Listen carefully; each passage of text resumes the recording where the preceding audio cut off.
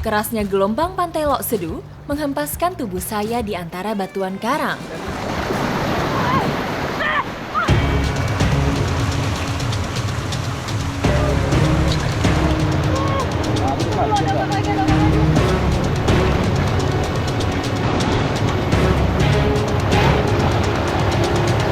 Ini mungkin kondisi airnya surut menuju pasang ya Bang? Ombaknya berdatangan banget. Sumpah ini serem juga. Adrenalin yang terpacu menambah semangat saya untuk mengeksplor pantai ini lebih dalam. Pantai Lok Sedu merupakan salah satu kekayaan alam yang dimiliki oleh masyarakat Gampong Layen, Kabupaten Aceh Besar. Bang, saya mau coba. Aduh, ini saya lagi mau mencari hewan yang hidup di karang-karang ini, namanya apa? Tapak gajah. Tapak gajah. Lumayan nih lokasinya berkarang nih, berombak seperti ini. Bagus tadi Bang, aku pegangin tangan. Tapak gajah atau sirap landak memiliki habitat ekstrim, yaitu cerukan karang terbuka tempat hempasan gelombang. Ini kalau dilihat dari sini seperti tempurung, tapi kalau dibalik unik juga. Justru malah mirip bulu babi. Mungkin masih satu family juga. Kulit tapak gajah tersusun dari zat kapur yang keras seperti perisai, melindungi tubuhnya dari para pemangsa. Bentuk permukaan perisai yang mirip dengan helm ini membuat tapak gajah juga dijuluki sebagai landak helm. Susah banget buat ngambilnya karena nih dia punya kaki-kaki ini kuat banget saat mencengkeram ke batu. Hempasan gelombang yang keras tidak membuat tapak gajah bergeming dari tempatnya berdiam. Rahasianya ada pada batil penghisap yang membuatnya kuat menempel pada batuan karang karena berfungsi sebagai perekat. Deg-degan banget. Ini tuh ya ngambilnya harus cepat. Karena kalau kelamaan kita nggak bakal tahu ada ombak nggak. Ya, kalau bilang cepat kita ambil. Iya, harus cepet banget nih Bang. Ah. Iya. Ini juga ya. Banget, semangat banget.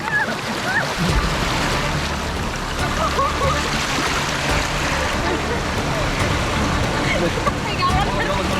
Aduh, emang harus sampai pegangan ini.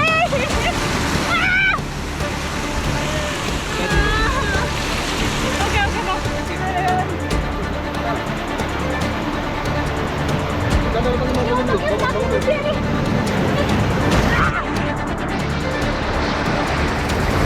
Ini ombaknya semakin besar, apalagi lokasinya nih kita ngebelakangin ombak. Kita nggak tahu kapan ombaknya datang. Kemarin udah banget. Lagi pegangan. Pantai Lok Sedu menghadap langsung ke Samudra Hindia. Kondisi ini membuatnya memiliki gelombang yang cukup besar.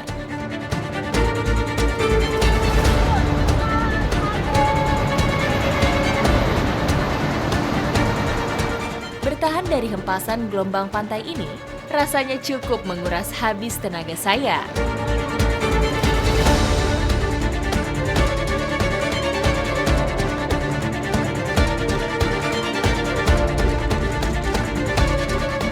Tapak gajah bersifat filter feeder, yaitu cara mendapatkan makanan dengan menyaring air laut untuk mengambil plankton dan organisme yang telah mati.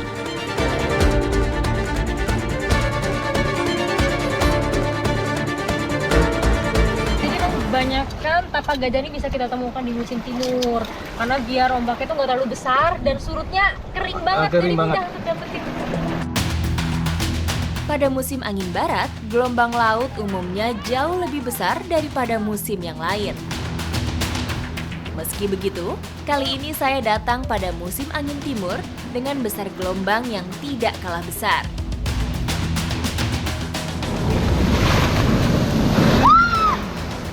Besar kali. Tahan di ombak ini mah. Ini besar lagi Bang, ya ampun Bang. Ayo cepetan.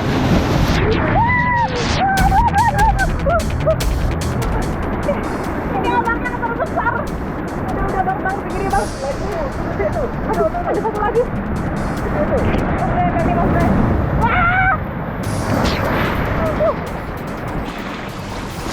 banyak banget, udah lebih dari cukup. Oke lah. Terus juga nih kondisi ombak udah mau pasang, semakin berbahaya, jadi kita habis ini langsung menepi untuk mengolah hasil hari ini.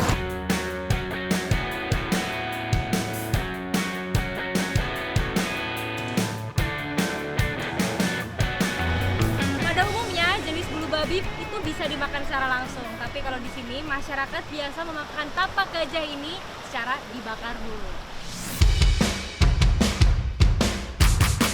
Setiap daerah mempunyai tradisi yang berbeda-beda, termasuk kuliner tradisionalnya. Ini hampir matang nih. Ini matang. Nah, ini hampir matang. Ini karena cangkang dari tapak gajahnya keras, Keras. jadi butuh waktu lumayan lama untuk bakarnya, 15 menit. Nanti tandanya akan berubah warna jadi agak putih, tandanya udah matang.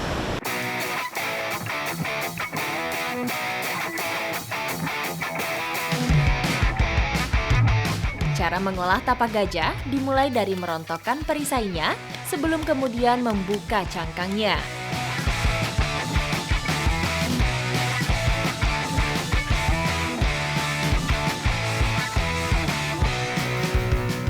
Enak banget nagih nih saya.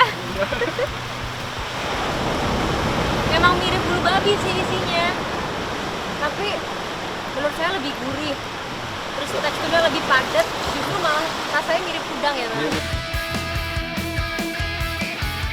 Bagian tubuh tapak gajah yang biasa dikonsumsi adalah gonad atau telurnya. Setelah dibakar, teksturnya berubah lebih padat dan gurih. Tapak gajah ini memang proteinnya tinggi, makanya nggak salah menjadi makanan alternatif pada saat beraktivitas di laut. Ikuti jejak saya, jejak petualang.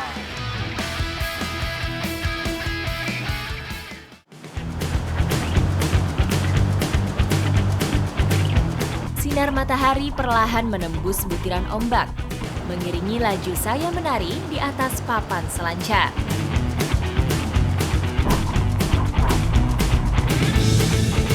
Hari ini saya mau surfing di salah satu ombak favorit, yaitu Pantai Lokna bersama atlet berbakat Dian dan Rizky. Ikuti jejak saya, jejak petualang.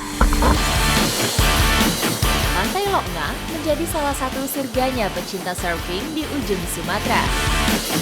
Tidak hanya para surfer lokal, indahnya ombak Lokna juga menjadi daya tarik bagi surfer mancanegara.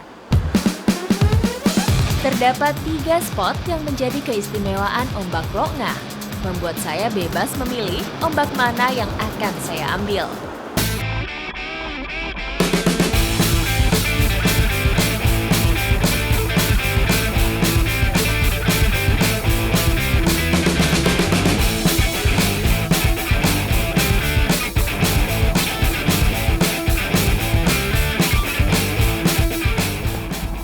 Pembakarannya, kulitnya lebih power, bunyinya tuh lebih keras lagi.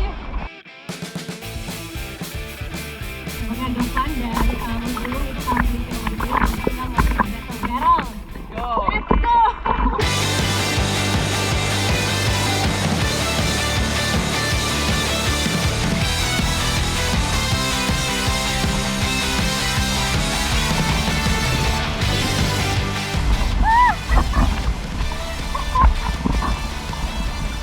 Masuk tapi nggak keluar.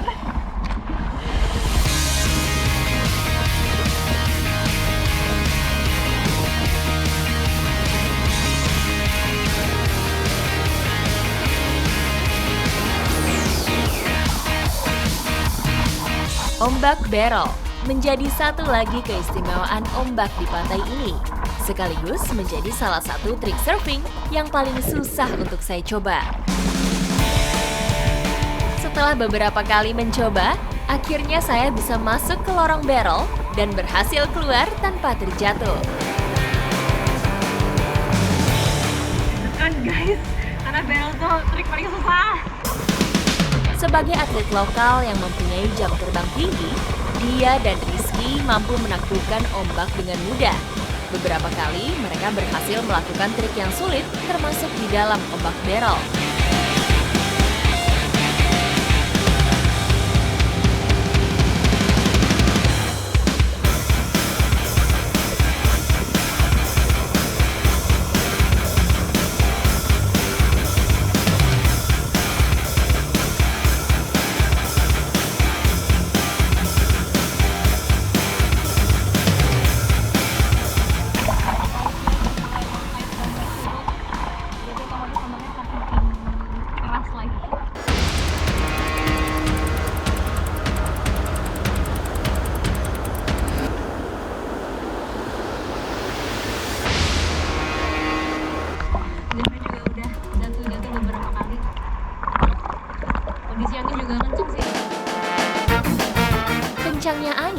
membuat ombak pecah dan tidak beraturan.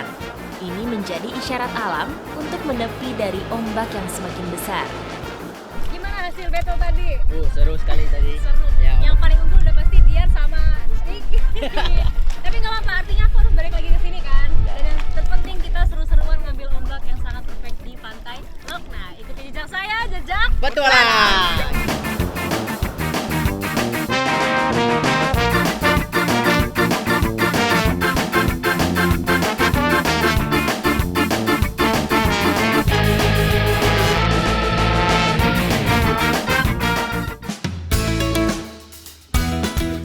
Kenduri Blang, begitulah sebutan tradisi peninggalan nenek moyang bagi petani di Gampong Data Makmur, Aceh Besar. Nah, ini saya sama Bu Nur dan Kak Lia lagi mempersiapkan nasi bungkus nih untuk acara nanti akan ada kenduri blang di Desa Data Makmur.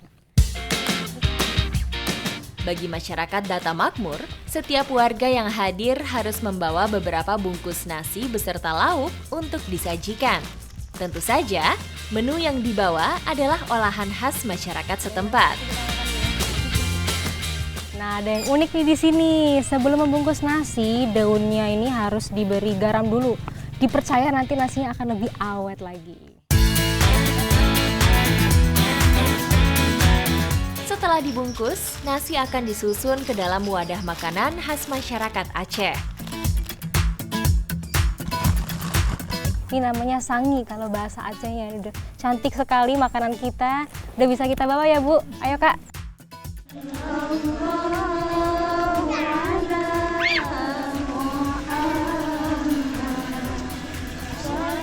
Nah, ini saya sudah beramai-ramai dengan masyarakat Desa Data Makmur. Membawa makanan juga nih. Kami sudah siap sekali menuju ke lokasi acara Kenduri Blang. Ikuti jejak saya, jejak petualang.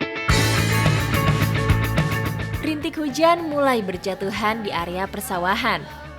Meskipun begitu, tak menyurutkan semangat warga untuk mengikuti tradisi Kenduri Blang yang sebentar lagi akan dilaksanakan. Kenduri Blang dilakukan di area persawahan. Diikuti tidak hanya warga setempat, tapi juga petani dari desa lain yang mempunyai sawah di wilayah Data Makmur. Jadi kenduri blang itu dilaksanakannya 2 kali dalam 1 tahun, biasanya sebelum musim panen. Dan tujuannya adalah kita berdoa supaya nanti hasil panennya melimpah dan terjauh dari penyakit dan hama. Saat yang ditunggu pun tiba. Kami bersiap untuk menikmati hidangan. Masyarakat yang datang membawa bekal nasi masing-masing dan dibagikan secara acak supaya rasa kebersamaannya makin erat lagi.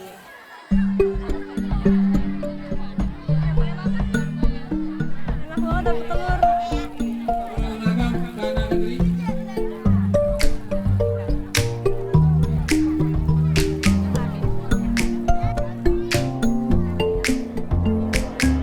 Aduh, Bu. Makasih, Bang.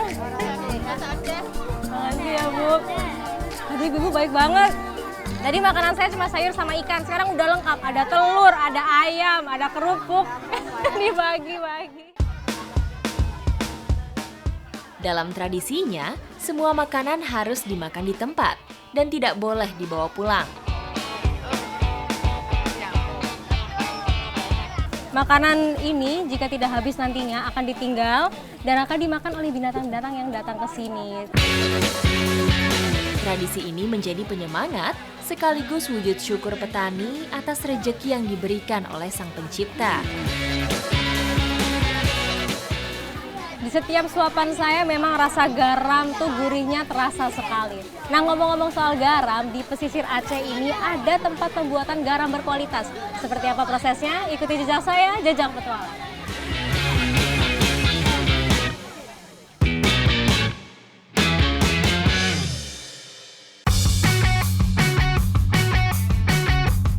Paparan sinar matahari yang menyengat tak menyurutkan semangat saya dan para petani garam di sini.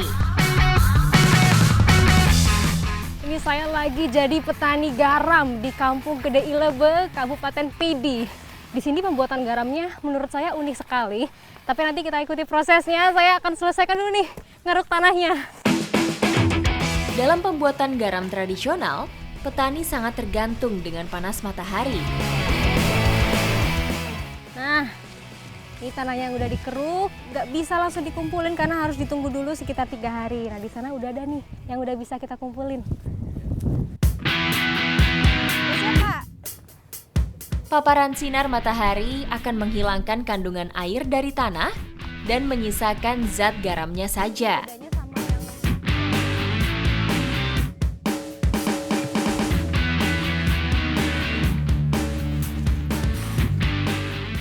Nah, tanah yang udah terkumpul ini selanjutnya akan kita simpan dulu di pondok selama 2 malam supaya nanti kadar garamnya akan bagus, tidak menguap. Tanah ini sudah mengandung garam dan siap diolah. Proses selanjutnya adalah mengeluarkan kadar garam yang ada di dalam tanah.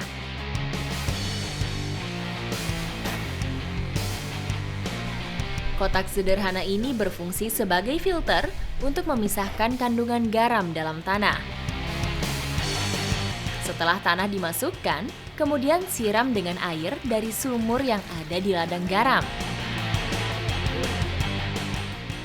Gitu. Dah, bukan Jadi gitu. Ini air yang keluar masih kotor, jadi harus diambilin dulu, disaring lagi, baru nanti air selanjutnya yang keluar sampai benar-benar bersih, baru bisa kita rebus. Air yang menetes disaring berulang sampai jernih. Proses ini bertujuan untuk melarutkan kandungan garam yang menempel pada tanah. Nah, ini terlihat airnya sudah lebih jernih. Sekarang kita mau mengetes pakai indikator alami, yaitu malo. Ini terbuat dari getah kayu. Nah, kalau ini mengapung di air, tandanya kadar garamnya sudah tinggi. Petani garam di sini masih menggunakan alat sederhana, namun mempunyai akurasi yang cukup tinggi. Oke, Bu, kita buktikan ya. Ya. Oh iya, beneran mengapung ini. Berarti udah siap kita rebus ya, Bu? Boleh. Oke. Ini banyak nih. Ini, Bu. Banyak ini.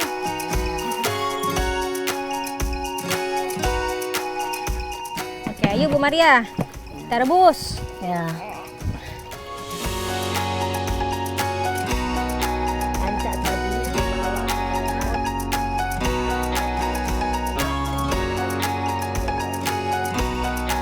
Wah, ini udah mendidih ya, Kak? Ya, ini kan baru direbus kan. Hmm. Ditunggu nanti 2 jam lagi. 2 jam lagi baru jadi.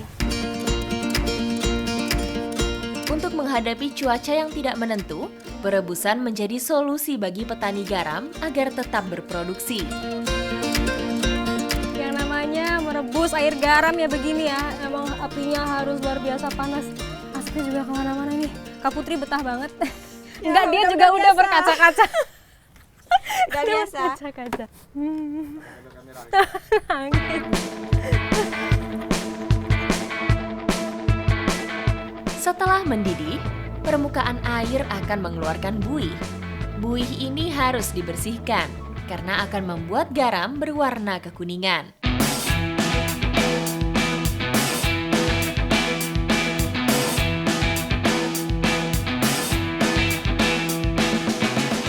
Ini dia, garamnya sudah jadi. Setelah 5 jam lamanya direbus, jadilah kristal-kristal garam yang berkualitas seperti ini.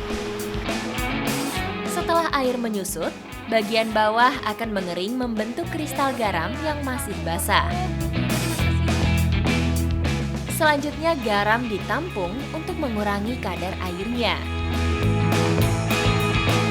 Pembuatan garam memang luar biasa ya, prosesnya sangat panjang sekali, tapi setelah ini garam-garam sudah siap untuk dijadikan bumbu setiap masakan. Ikuti jejak saya, jejak petualang.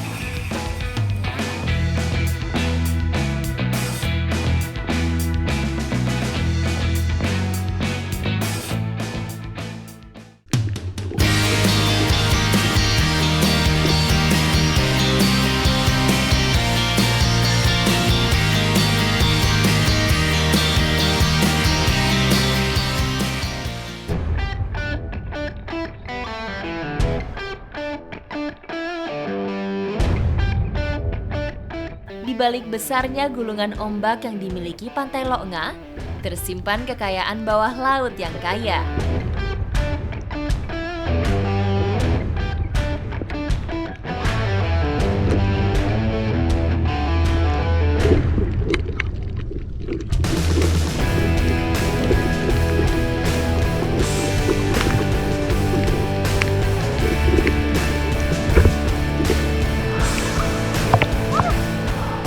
Akhirnya, saya dapat lobster. Sekarang saya lagi mengeksplor biota laut yang ada di Pantai Lokna bersama teman-teman. Di sini sepertinya banyak banget sih. Baru dapat satu bikin saya semangat lagi. Tidak sekadar hobi, spearfishing juga menjadi mata pencaharian bagi sebagian anggota komunitas spearfishing Aceh. Spearfishing merupakan bentuk perburuan yang aktivitasnya dilakukan di dalam air. Setelah target terlihat, bidik dengan spear gun untuk melesatkan anak panah tepat mengenai sasaran.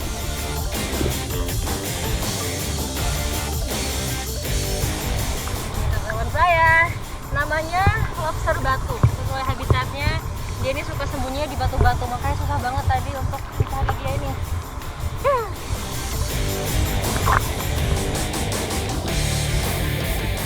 Lokasi kita ini cukup berombak. Hari ini lumayan besar.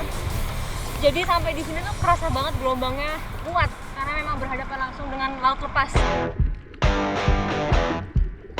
Spearfishing juga membutuhkan kemampuan menyelam yang lebih dari biasanya.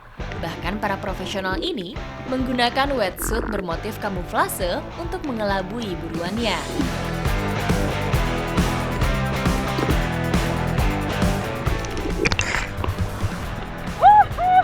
Kang Irfan dapat!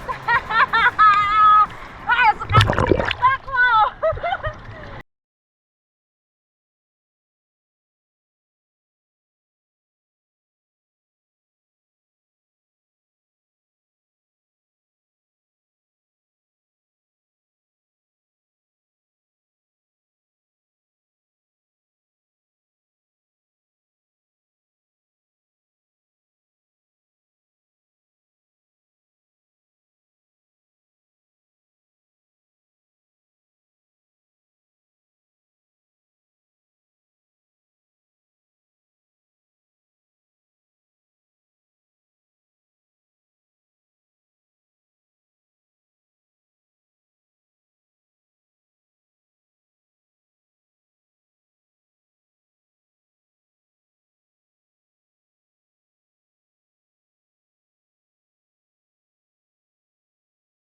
Kayak gak biasa aja gitu. Ya kita lepasin aja.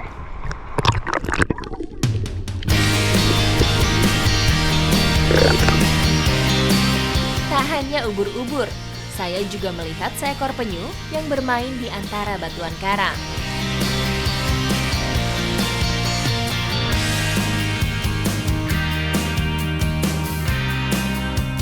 Sabuk pemberat membuat mereka lebih mudah menyelam sampai ke dasar laut. Salah satu target kali ini adalah gurita, penghuni wilayah karang perairan Lokna.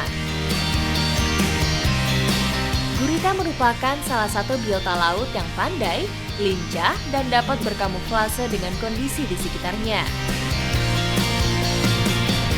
Bang Irfan menggunakan alat pancing gurita untuk memancingnya keluar dari lubang persembunyian. Pada kondisi terdesak, gurita mengeluarkan tinta untuk mengelabui pandangan musuh.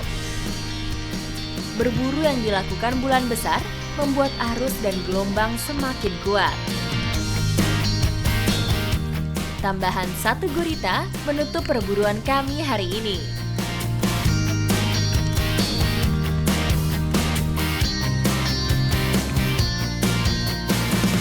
Habis capek-capek main air, pasti lapar. Ini mau kita bakar langsung lobsternya. Sama tadi ada tambahan nih. Bang Ogem dan Bang Irfan dapat gurita. Bara api sudah siap untuk memanggang lobster dan gurita hasil tangkapan kami. Gurita dan lobster mempunyai warna yang cantik setelah dipanggang. Gurita berwarna kemerahan, sedangkan lobster menjadi jingga kemerahan. Perubahan warna ini sekaligus menjadi tanda jika menu masakan kami sudah matang. Wih, udah matang nih abang. Namanya kalau kita bakar lobster tuh nggak perlu lama-lama, aduh panas. Nih, udah merah dan siap kita santap.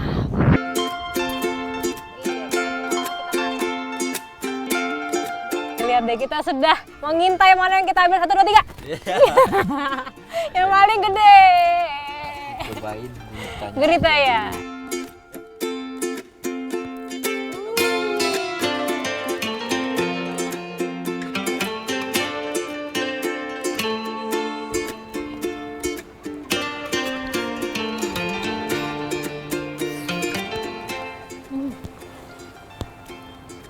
Manis banget. tanpa garam, tanpa bumbu apapun alami. Tanpa bumbu apapun nih. Rasanya bisa seenakin nih.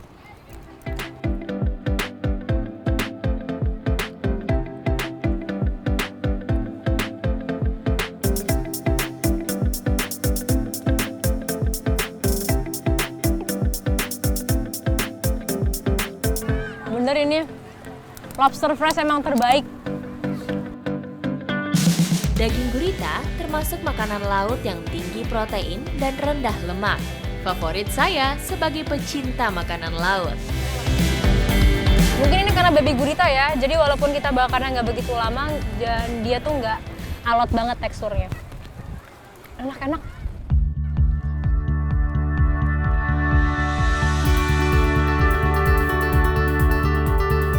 Bertualang di Aceh nih buat saya lengkap banget. Udah orang-orang yang ramah, alamnya bagus, dan potensi lautnya juga melimpah. Seperti hari ini nih, kita dapat lobster dan gurita yang nikmat sekali. Ikuti jejak saya, jejak petualang.